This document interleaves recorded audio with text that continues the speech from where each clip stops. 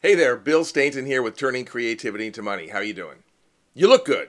You've done something with your hair, haven't you? I can't tell quite what it is, but I like it. Hey, a few days ago, I was doing an innovation workshop for a group of team leaders across multiple industries. There were, I don't know, maybe 60 or 70 of them online. And at one point, one of these team leaders asked me a question that I've been asked before. She said, I love this. I'd love to be more innovative, both myself and with my team. We just don't have a very big budget. I mean, we're really constrained with our budget, and that makes it really, really tough to be innovative because we don't have the budget. And my response to her was, "That's great news. Congratulations." Okay, now why was that my response? Well, let me try and explain what I mean by that. Innovation thrives on limitations. I know that seems a little counterintuitive, and we can talk about the whys and wherefores in another video, but just trust me, innovation thrives on limitations.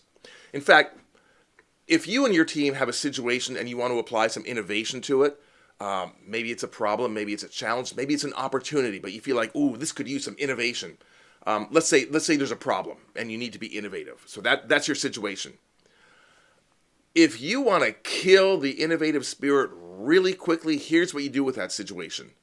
Throw money at it.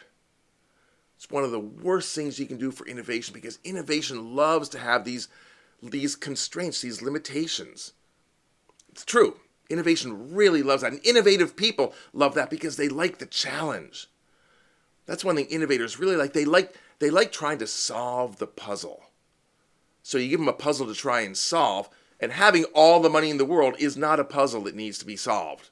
That's just not going to cut it for innovators. If you're a leader and one of your team leaders comes to you and says, hey, we have this thing that we want to do, it's going to take some innovation, and here's what it's going to take. It's going to take X amount of money and X amount of time. My advice to you, give them X minus 10% on both fronts. Because one of the best things for innovation is to have not quite enough money and not quite enough time. Because then the innovative people can get to work. Because that's a puzzle that needs to be solved. And the innovative people can get to work and try and solve that.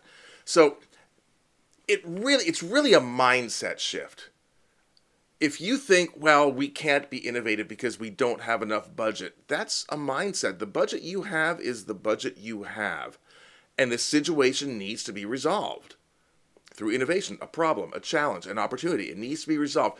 So here's what I suggest you do with your team. If that's your situation, when you're faced with that situation, you say, okay, look, here's what we need to do. We need to be innovative. We need to solve this situation. And here's our budget. Now, your team may come back to you and say, well, that's insane. We can't do it for that. That's not enough budget. And you say to them, you know what? You're probably right.